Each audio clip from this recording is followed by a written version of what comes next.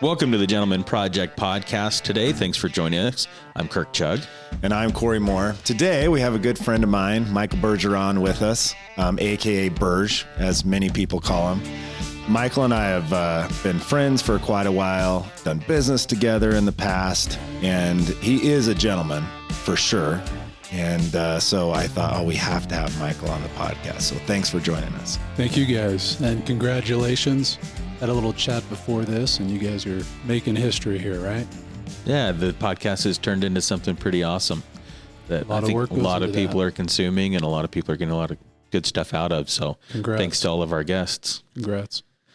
Michael, will you tell us a little bit about who you are so that the people listening can have some context about who they're listening to today and if you've got any credibility or not? Well, there's very little credibility, but when you start off with saying you're French Canadian and you grew up north, it just really puts people's heads on a swivel. So, but I learned today you speak French. That was new to me. Oui, certainement. Yeah. No Frenchies here, though. You grew up in a French-speaking home. We did, yeah. Mom and Dad both grew up in the Montreal area. And if you've been to Quebec, it's. I tell people you don't need to cross the ocean to get a culture shock. Just head up to Quebec City or Montreal, and you'll get plenty of culture there. And so that's part of the heritage that I have. And my dad was in the Navy, Canadian Navy, so that took us all over Canada. We moved down to the States my senior year in high school in Rhode Island. Spent a little time in Europe, in France.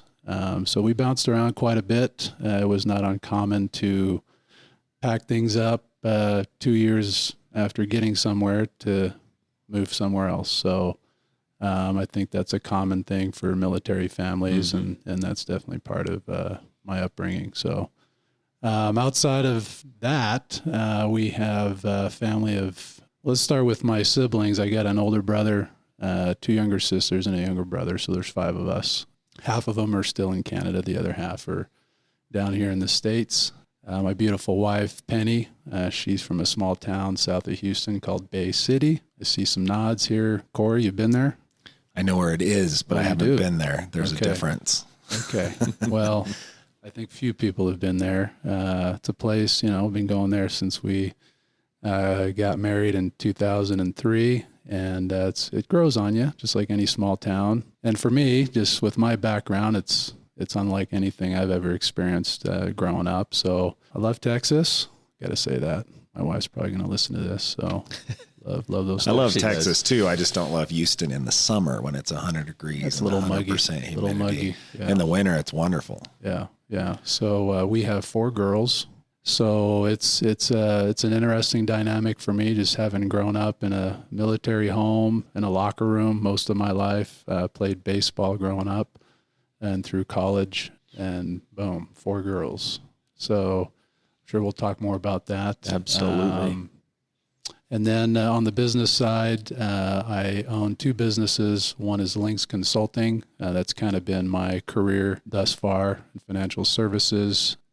And then I have a software company that really started out as a hobby 6-7 years ago. And like most hobbies, you really stay at it, I think, consistently. They might turn into something, and that's definitely what's happening here. So excited about that. Yeah, we could take a whole podcast just on Brezzani, and I could talk about it for hours. But we won't go there today, but it is really, really cool. So if people want to know about Brezzani, though, where do they go? Well, right now it's stealth, meaning you're probably not going to find a whole lot about it. But if you attend some BYU sporting events and some VIP seating, you might see our product there. And it's starting to bleed into a lot of corporate spaces and different environments. So definitely getting traction. Cool. Well, I want to dive right in with you on the girl dad thing. Yep. Ages right now of all your girls? Oldest is 12, 9, 7, and just turned 3. Okay. So what are you currently learning being a dad of 4 girls? And what advice could you give to people who have girls that age? Well, honestly, I am like a sponge right now, because when I meet dads that have girls, I'm like, that have any, doesn't matter the age. It's like you're always learning, right? So I don't know that I have anything figured out to the point where I'd say, hey, this is how you do it. My head is on a swivel every day. It's girls' camp every day at my house. And so I feel like out of everybody in the house, I'm probably the one that's just learning a lot. If I were to say something about my girls, they are, they're the sweetest and they're the meanest. I mean, they know how to just flip it from one side to the other real quick. But as any dad with a girl will tell you, you'll do anything for those girls. Yeah. It takes you into a mode of thinking that I don't think you can get to without having a girl. Just the protection, making sure that they know they're loved, they know their self-worth, those kinds of things. And I think coming from a dad means a lot. As they're getting older, I think that's starting to mean more and more. So the Gentleman Project is kind of about sharing best practices, the things that have worked for you, not necessarily this is what's going to work for everybody. Yeah. But some of the things that you've tried that maybe somebody listening could say, that kind of sounds like the personality of my kid. What's something that you've done recently with your kids that you felt like has connected you to them or has been a positive memory where you felt like there's been some growth in relationship between you? Yeah, I think the main thing is time, right? I think that goes for any kid or any person really that you want to build a relationship with. It's spending that time with them. For the girls, the one-on-one time is big, probably relatable to any kid. But I would say the common denominator amongst all the girls, for me personally, where I get touched the most is when we finish the day and I go into their room and we'll chat a little bit. And we always have a prayer to end the day. And, the things that they say, they want to punt it to me half the time, right? And I'm like, no. Did you connect today? Did you talk to your real father today? And they'll say, no. So, well, go ahead. Why don't you do that? And the things they say in those prayers, I mean, to me, talk about connection. It helps me understand where they're at, what's on their mind. And when they're really speaking openly, which a lot of times they do, which I'm grateful for. It's not just the repetition every day. We've had nighttime prayers where we're both, finishing amen, sobbing, both of us, and that to me, I didn't expect that.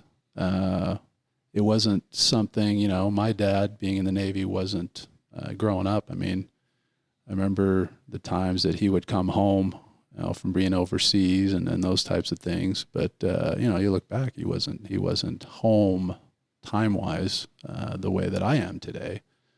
And so I don't recall. I'm sure we prayed and did things like that, but I wasn't expecting that. So that was a pleasant surprise and something that really continues to touch me and I look forward to every night. So I think that's a cool way to, get to know, the people that you're praying with when they're pouring their hearts out and doing things like that. I mean, where else do you do that? Yeah.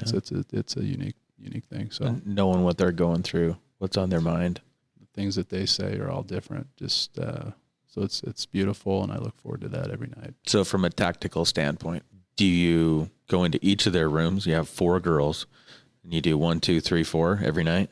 Try to. That's awesome. Mom's definitely a good assistant in that scenario.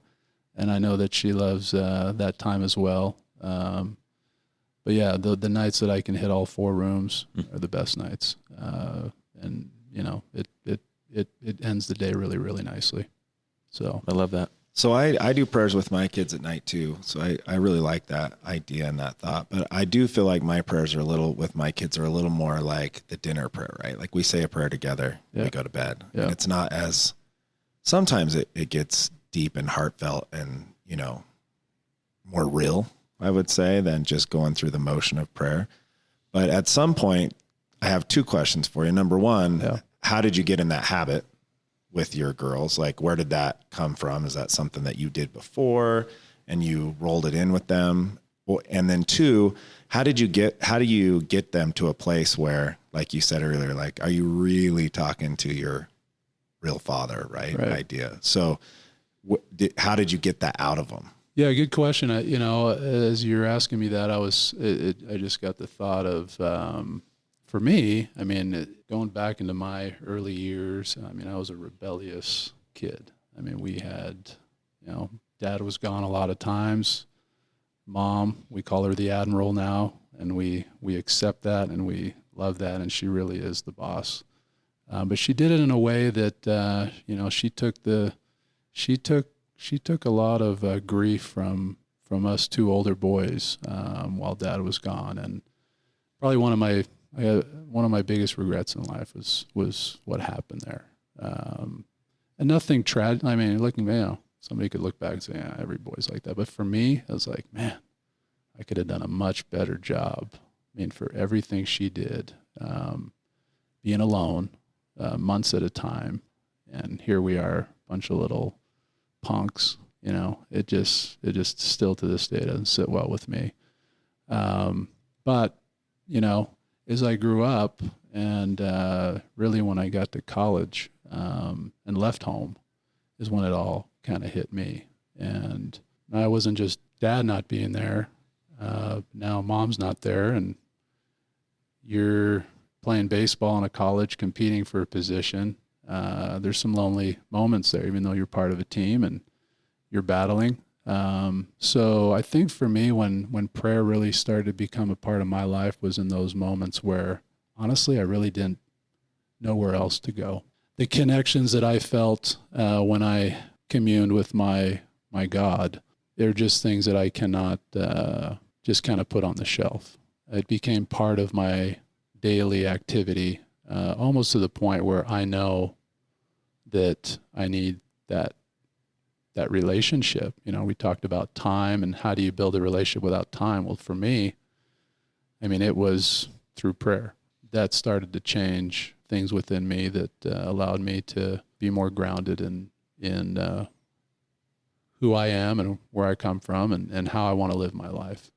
Back to the kids, to me, it wasn't about anything more than just this is something that has tremendously helped me and has been a huge part of my life, has made me and will continue to make me the man that I am and the man that I become, as the years go on. Maybe, you'd have to ask the girls this, but I think maybe the way they open up is, there are the nights where they are exhausted and they are down and they had a bad day and they'll just say, Dad, can you just say the prayer tonight? That's an opportunity to show your kids how you do it, right? And what it means to you. And maybe that's how they figured it out. If I could leave them with one thing is that relationship, my relationship with them is definitely special, but I could be gone tomorrow, right? Mom could be gone tomorrow. Tragedy can hit at any time. And if I could have them have one thing, it'd be that relationship with God, because my experience tells me that he's going to be there in a much bigger way than I ever could have been there, And so, but I'll have to ask the girls. I just I remember when our oldest, she would pray about things and I'm like, where? And I'd go tell my wife, honey, where did she come up with this stuff, And then I'm like, is it just a fluke? I'm going to go in the next night and see. And it's just boom, she's thinking about everything. And it's like a full on, knees are hurting, and maybe she's been an example to the other three. So I think there's probably some of that, but I hope that they have felt what I have felt, and that is they can build a real relationship of significant value with somebody that they've never seen or touched, and it can have a tremendous impact on their lives. And I hope that that's why it's not just the recital kind of thing. We all do it. We're all guilty of that. But anyways. Well, that's neat that it's become kind of a culture now in your home where your oldest kind of set the example and it's trickled down to your younger girls. That's neat. Yeah, no, it's I hope it sticks. So this is what I love about the podcast too, because when have we've never talked about this before, right? And we're pretty close. And so I feel like, oh man, this is the reason we do the podcast right here. What we're talking about right now is we need this kind of information out in the world. Because you realize why people are who they are and why they're successful and why their family is the way they are. So I wanted to ask you a little bit more about your upbringing and kind of how that formed who you are, right? So, your dad's moving around and your mom's the admiral at home taking care of things. And certainly you look back and had a few regrets here and there, but talk to us about, the things that you received or the gifts that you benefited from or the things that your parents taught you that formed who you are. Anybody who's been in a military family, I think there are some common denominators there with military families. Adapting to change is just inevitable. You don't know otherwise. It's just the way it is. Having to change schools, it's going to be hard, but that's just what you do, right? You show up, the routine, the punk kids are going to approach you first, right? It's like, hey, you want to hang out and do all this crazy stuff. And they're always trying to recruit, and then you learn is after a few moves, it's like, I probably need to be a little more patient, right? On who I associate with and different things like that. But, there was a combination for us, not just being a military family, but being a French family in Canada. We grew up bilingual. I can't remember learning either language. We just kind of grew up with it. There was actually a moment that I do remember very vividly that's like, oh, I understand English, where we were living in Victoria, and I must have been, 2 or 3, just kind of little kid in his diaper probably, and I was chucking dirt down our neighbor's window into his basement. And his uniforms were all parked right under that window. And he came out and in English, and I won't repeat what he said, but I understood it, right? I was like, oh, it's not the same language my parents speak to me, but I understood every single word as I'm running back home, right? But, being French in Canada, when you get out of Quebec and you go to a French school, there are some cultural things that just exist, right? For example, when we lived in Nova Scotia and Halifax, when the yellow bus picks you up at your bus stop, I mean, it says on the bus that it's a French school bus, right? You're living in an English neighborhood, and it's not. I mean, I looked at it as it was kind of fun, right? Create a little bit of battle, I guess, with the kids in the neighborhood, but and I like that, but looking back, it's like, man, we'd pull into the neighborhood, right? Like in the winter, I remember our bus driver, Steve, it was like we're at war, he's like, all right, guys, hang on. We're going to fly through this slush puddle, and we're going to spray these kids that have been pelting our bus for the last week with snowballs, right? And our bus stop changed like every day. We're going to drop you off here. We're going to drop you off here, right? Just because he didn't want us to fall into a little scuffle getting off the bus. And you guys are nodding your heads like, oh, that's crazy. I mean, it wasn't crazy. It was just add a little color to the upbringing. We're like, Canadians are mean? What? No, they just like to have fun, and sometimes fun involves chucking things at people and maybe getting in a few scuffles. But the funny thing is in the neighborhood we had great friends that went to English schools, and we knew how to speak English. They didn't know how to speak French, and we would hang out. But from one day to the next, we might be competing, right? We might be on opposite teams. Like, all right, French kids are on this team, English kids are on this team. That's how we'd split teams a lot of times. Or we're going to have a snowball fight. French kids are over here. And I actually think I attribute the baseball. There's not a lot of baseball in Canada, right? It's cold 9 months out of the year. But you figure out how to hit things with throwing snowballs, and I think that might be where it came from. I don't know, but we had the French school environment. The further you get away from Quebec, the schools become very, very small. For example, in British Columbia, our high school was one hallway. I think we had 80 kids from 8th grade to 12th grade. Wow. And we were combined in the same building as elementary all the way through high school. And so when school would get out, it wasn't just high school. It was from kindergarten to 12th grade. of kids getting out and going home. They had let us out of school before the English schools got out of school. I mean, just weird thing. I look back, I'm like, man, there's some a lot of thought that went into all this kind of timing stuff, you know. What do you think that taught you? What do you think that taught you as like growing up? You know, growing up, I didn't think too much about it, to be honest, just because we could kind of morph into whatever we needed to be, right? Because we could speak both languages. But I think while you're at school, you can't hide, right? I mean, you are who you are. And I didn't really understand it, quite frankly. I don't know if it made us more vulnerable, maybe, but there certainly was, you know, when does somebody from British Columbia interact with a French Canadian? Not a lot, right? And as a kid, it's just not the norm. And when things are not the norm, things might be a little different, right? So I'm not sure it was, at the time, taught me a whole lot. I mean, maybe to adapt, right, into different situations.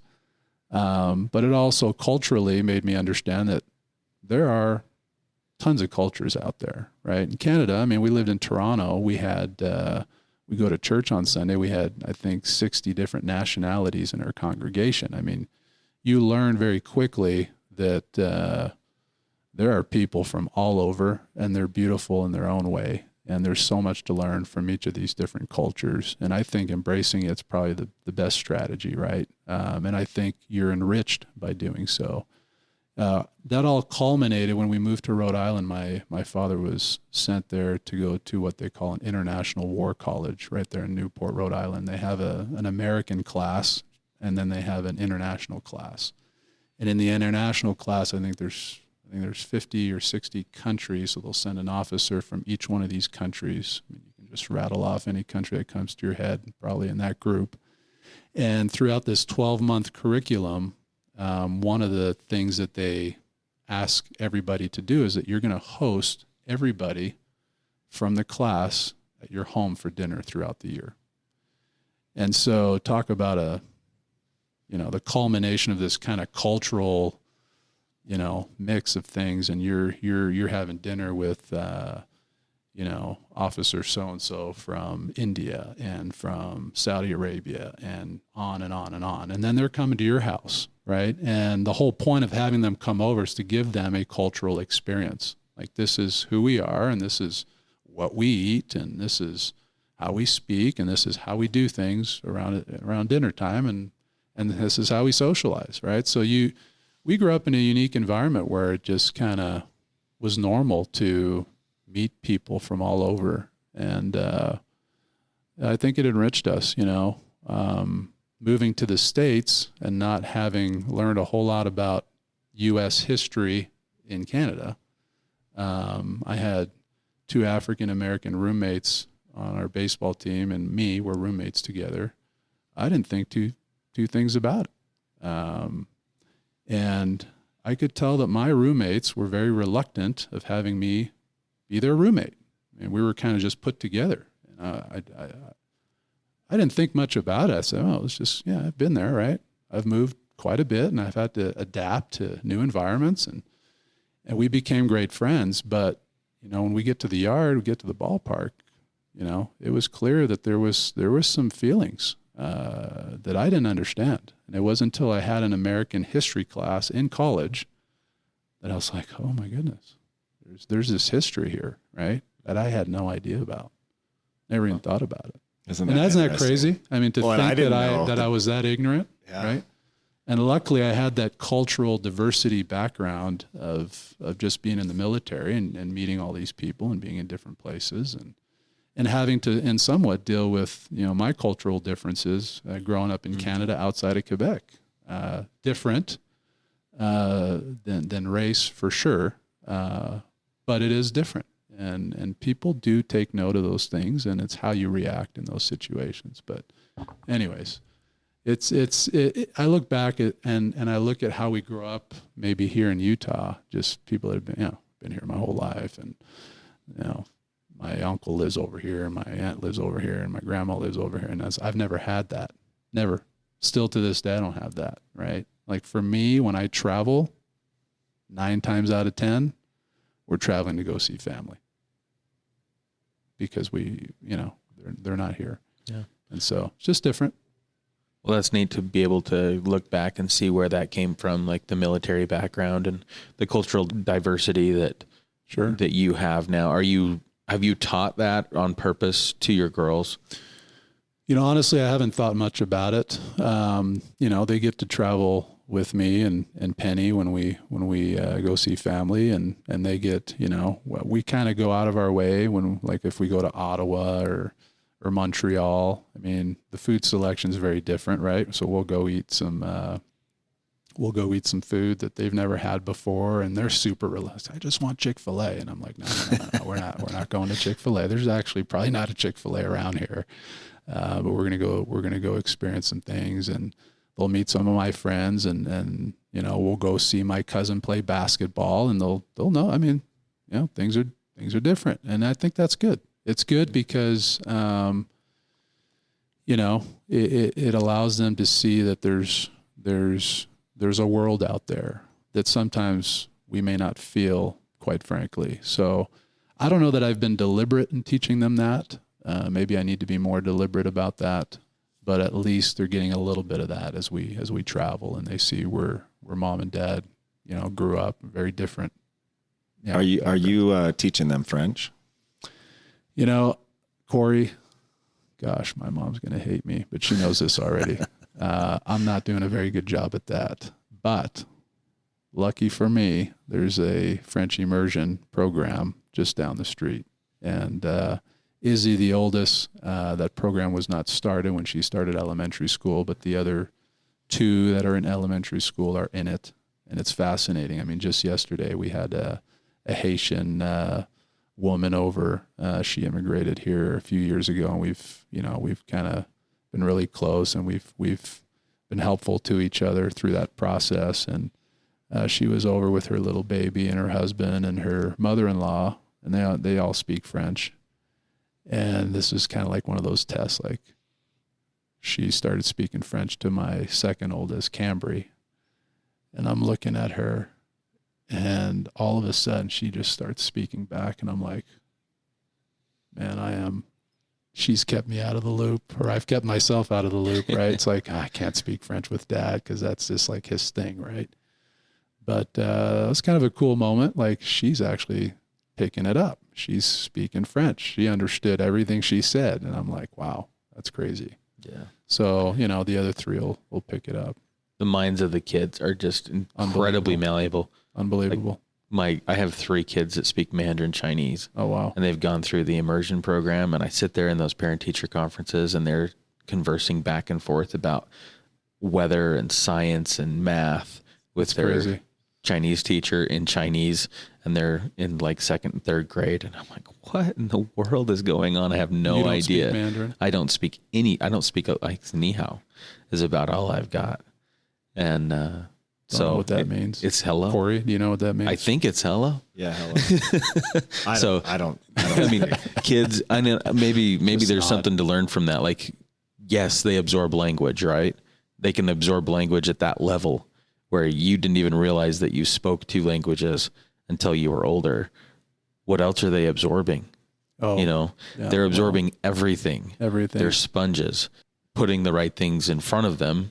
Obviously, you just put French in front of your kids on purpose through the immersion program. Well, we were looking for a Texan program, but we're still looking for that one. I think that one's in the whole state of Texas. Does that one? I think that's all y'all, and they'll have to get immersed by just going there for some good Southern hospitality. Yeah. I know you well enough to know that you're driven, you're well educated, you're smart and focused, and I would say extremely driven.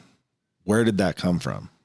What made you that way, the way you are? People ask me, what did you study in college? And my answer is baseball. And that's the honest truth.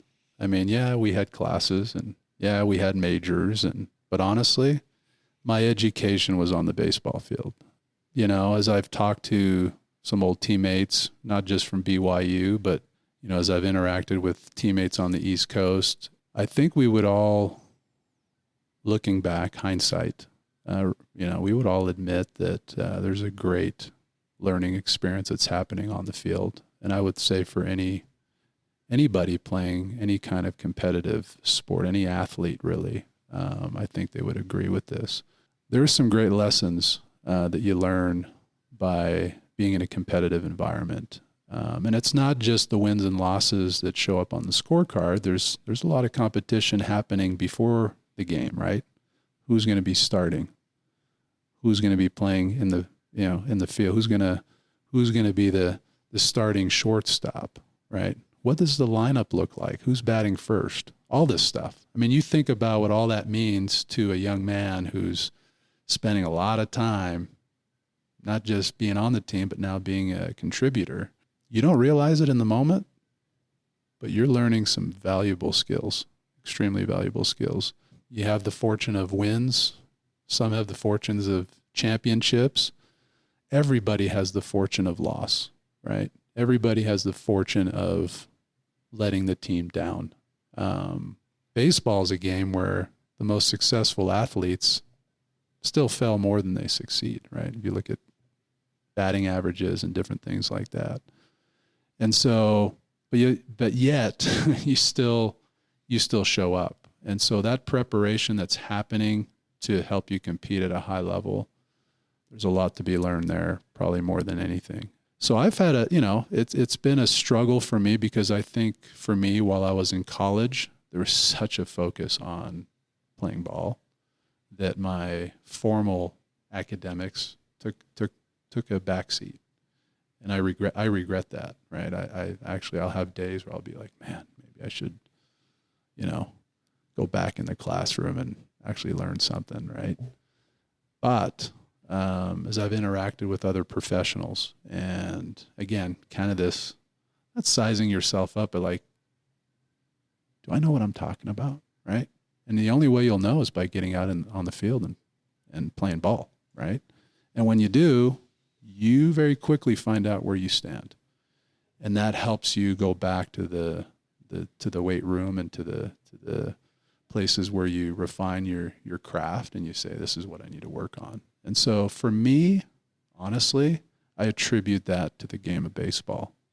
As crazy, and I would never recommend this to any young person listening to this. I'm going to go to school and study baseball. Do not, Dad. Do not. But if you have the fortune of playing ball at a high level or any sport, I promise you that you'll look back and you'll say, wow, there was some valuable lessons that I learned there. And those lessons, I don't know that you can read out of a book, right? Yeah. So my formal education really happened after school. Like, okay, I'm not going to be making money playing baseball. My arms barely hanging on my body, right? Now I've got to grow up and figure out how to support my wife at the time, and be the kind of man that I thought that I should be, right? And my wife has been great. I mean, when you get into starting your own business, it could have been a lot harder had my wife, not been my biggest rock, and she really has been. If I wasn't married, right, we'd be going off into places, probably going to the extremes that maybe isn't healthy for us. So she's really helped me stay grounded, stay balanced, stay true to myself and to our family. But being an entrepreneur is there's sports and then there's entrepreneurship. I mean, that's a whole other ball game, and there's so much to learn. And there's no one way of doing things, right? There's the academic way that we all kind of end up learning, but then there's flavors, right? And there's different paths that you can take to get to a certain destination. So, just looking back at my baseball mindset, my career, I attribute all of that to all the things you said to the game.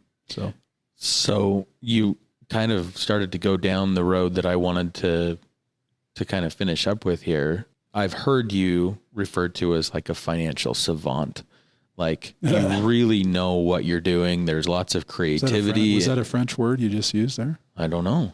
Was it? I think it might be. I have to look that one up. Maybe I know some French and I don't even know it. but very creative in the way that you do business and helping people. Like Links Consulting as a financial advisory.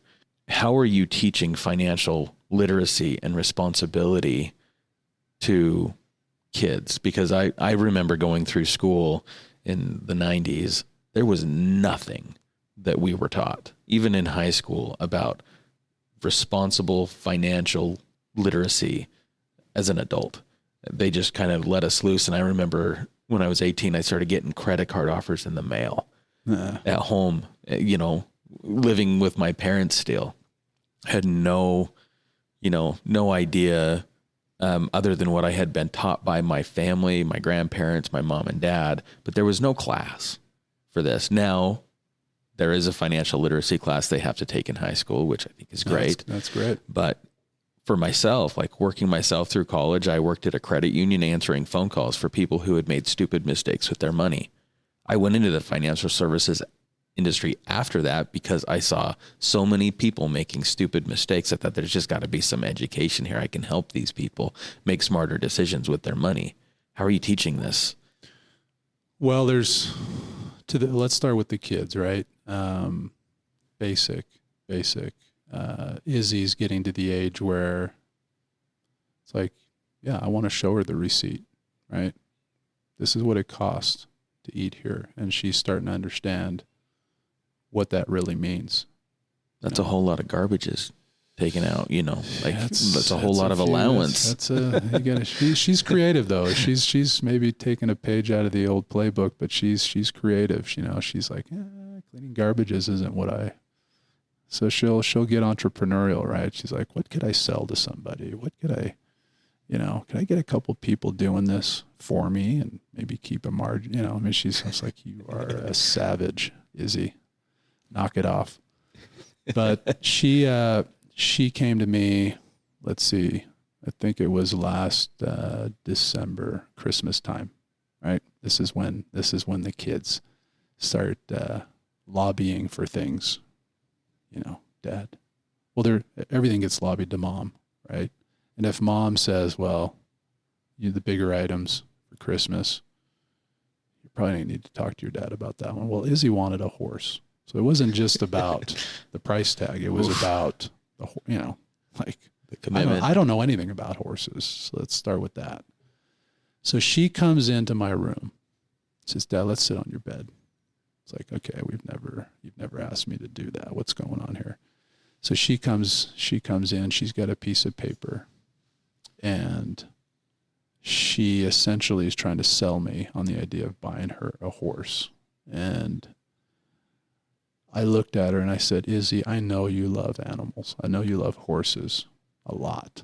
I mean, it's all she does.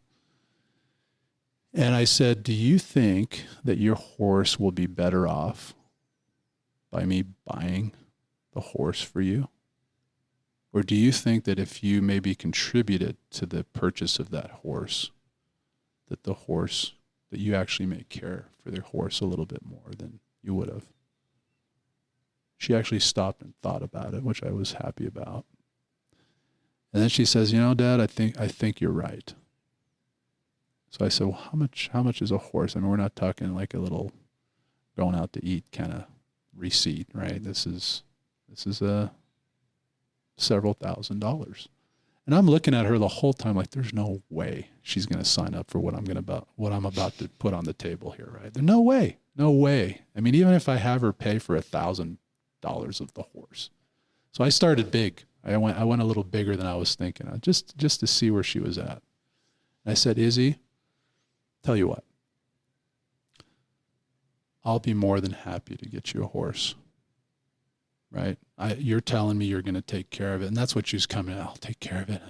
She forgot about the financial component of it, right? And I said, well, how much is it? And then how are we going to get the horse here? We probably need a trailer, right?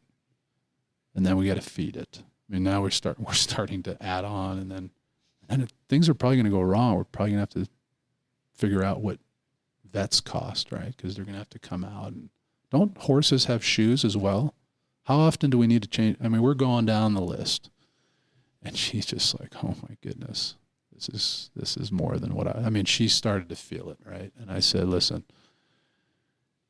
you are 12 years old. She had just turned 12. And I said, if you'll figure out how to make $2,000, then I'll cover the difference. And she looked at me, she said, deal, right away. And I was like, what? What is she going to do? Like, you know, she's going to have to think outside of the box here, right? Because, I mean, there's only so much trash you can take out. And, I mean, we're not going to pay her a ton of money for doing things around the house, right? Well, she decides we had just gotten a freeze dryer, and she started thinking, well, I'm going to buy candy. We're going to freeze dry these things, and I'm going to sell them. And who doesn't want to support a girl who's trying to buy a horse, right? Sounds so like a Disney movie. Yeah. Off she goes, right? She starts selling the candy, and you know where the story's going. She comes up with her goal. And now when we see our horse, Jazzy, it's not just the horse that daddy bought or mommy bought. This is a horse that she had to contribute to. And that was kind of the first big moment for her. So I'm waiting to see what it is for the other three. We haven't had those moments yet, but the ability to understand the value of things, I think it sounds so like commonplace, and we should all, this is common knowledge, right? But how many kids really understand the value of things? And if you understand the value of things and what work it takes to create that value, I think that's a good starter, honestly. I grew up in a home. I think the Canadian society in general, debt is not, like when you talk about credit cards or even going into debt to go to college. I mean, it's just not a thing. At least it wasn't when I was growing up. Maybe it was the home I grew up in. I mean, you know, you want to be able to pay for things, you know, buying a home. If you don't have any skin in the game, like Izzy doesn't have skin in the game with her horse, you know, you're probably not going to care as much. And I'm not just talking about taking care of the home, but maybe making reckless decisions, right? It's like, oh yeah, what's another $100,000? Oh, I got equity in my house. Just pull it out and go buy Tootsie Rolls with it. Like it's, you know, I think there's a lot of common sense that's gone out the window to promote this consumer society that we live in. And I think if we can take a step back and just appreciate the value of things, I think it changes our behavior. I think it changes our pleases and thank yous. I think it changes a lot of things. So that's where I'd start with the kids. It's awesome advice. Yeah. It's awesome.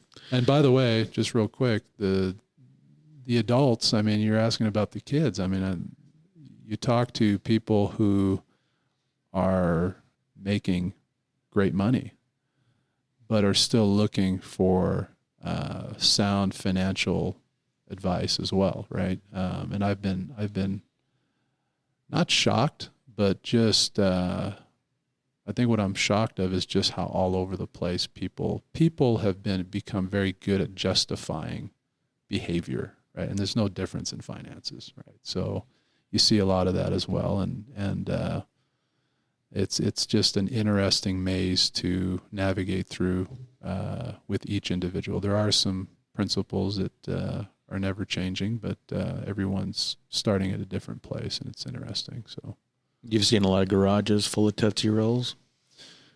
I don't know why I use Tootsie Rolls. I don't even like them, but yeah. Well, I love the story. I just loved the reference. I had to bring it back up. I don't know where that came from. I love the story of your daughter with the horse. Yeah. My little girl was sitting in the back seat. This is my youngest, and she's 9, and she's like, "Dad, I want a rabbit." And I said, "No." And she goes, "I knew you were going to say that." I said, "Well, you haven't even tried yet." And I was trying to make a point to her. I said, "Babe, you can honestly have pretty much anything you want in this life. But you got to figure it out. You can't just ask and then it appears." Yeah. And I said, now to those listening, the kids that might be listening, there are going to be some times when your mom and dad put a line in the sand. That being said, there's never really a no. It's just a figure it out. I said, "Babe, how would you go about changing my mind?" Like, think for yourself, you know, this similar to what you did with your daughter with the horse. I'm like, I don't want a bunny in the house. So maybe you should figure out how it would work if there was a bunny in the house versus outside. And how much does a bunny cost? And what do you feed it? And where do you put it? And then how could you help pay for that stuff? And how could you help care for it? And how could you get me in a place mentally where I felt like that would be okay? Like, lay out a plan. What you're really saying is, I don't want to have to think about this rabbit. So you better figure out a way to make sure I don't have to think about that rabbit. Yeah. Don't think about it. It's really not that expensive, so figure it out. It's really not that hard. And my point to her, and the other kids were in the car listening to this, right? And I'm like, guys, you can actually, if you want it bad enough, you can pretty much achieve anything. Yeah. If you want it bad enough. The reality is if you just don't want it bad enough if you don't get it. My other daughter, 16, she wants a Jeep Wrangler, you know, and I told her I would pay half, but she has to figure out a way to pay the other half. Good for you. Good for you. And same kind of thing. I said, you know, I actually helped her think of many different ways she could raise the other half. And so then this was when she was 15. She turned 16. She doesn't have quite enough money yet. You know, we've been shopping and she can get like a 95 crappy Jeep right now. She needs to raise another $4,000 or $5,000 in order to get her half in there, you know. And well, I just can't do it. I'm like, oh, that is, do not say those words. That is silly. I'm like, you spent so many weekends with your girlfriends and watching TV and doing all sorts of stuff except, you know, figuring out a way to make more money. So the reality is you just don't want it enough. That's right. And once you want it enough, the Jeep will be yours. Right. And so I think it's important financial, you know, understanding finance and understanding how to figure out how to pay for things at a young age is awesome. That things are kind of expensive and that it takes work to get there. And also this idea of how bad do you really want it? And this idea of what you think about, you bring about, you know, often I'll tell my kids the old saying of you can do anything you put your mind to and work hard for. Yeah. But do you really want it enough is the question. So I love the horse story. Thanks for sharing that. That's cool. And the other thing that they learn through that is salesmanship. Yeah. You know, like we've done this several times. I'm like, if you want, I told this to my oldest when she got her first phone. She said, Dad, can I have this app? Can I have this app? Can I have this app? And I said, there's no apps on the phone unless you can make your case that you need that app for a specific reason. And I want you to prepare a presentation. And if your presentation can convince me that you actually can use that app for school or to enrich your life, then I'll download that app on your phone. And it was kind of fun because she's like, Dad, I want this photo editing software. And I'm like, bring a presentation. And so, you know, she's learning like salesmanship and negotiation. And that's awesome. It's kind of a fun side note. Well, Michael, we ask everybody at the end of every podcast the same question. What do you think it means to be a gentleman? You know this is coming. You're a listener of the podcast. So what's your answer? You know, for me, the first thing that came to mind is knowing how to treat women properly, period.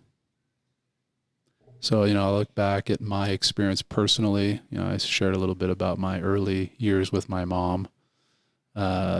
Shameful. I mean, terrible, you know, and I'm probably hard on my girls they're good, but you know, even how they treat their mother. But to me, you know, living in a house full of ladies, young ladies, my wife, and obviously, and any woman in my life, I think that's a great way to know that somebody's a gentleman is how they treat women. And, I'm still working on that. By no means am I saying that because I've got it all figured out. But to me, the men that I look to and I'm like, man, the way they treat women, beautiful. So that's a gentleman. Awesome. Thank you. Thanks for sharing that. Thanks, Michael. Thank you, guys. Thanks for joining us on the podcast today. We appreciate you joining us and spending the time. If you felt like you heard something today on the podcast that you could share with somebody to enrich their life, we encourage you to do so, to act on those thoughts. If you would do us a favor, wherever you're listening to this podcast, whether it be Apple Podcasts, Google Podcasts, Amazon, Spotify. If you would subscribe to the podcast on those platforms, it'll help you to hear our new episodes that we come out with on a regular basis. We would love to be more a part of your life as this is your first time joining us on the podcast. We welcome you, and we encourage you to act on each good thought. So if you heard something today that you loved, share it with somebody that you love. I'm Kirk Chug. And I'm Corey Moore. Have a great week.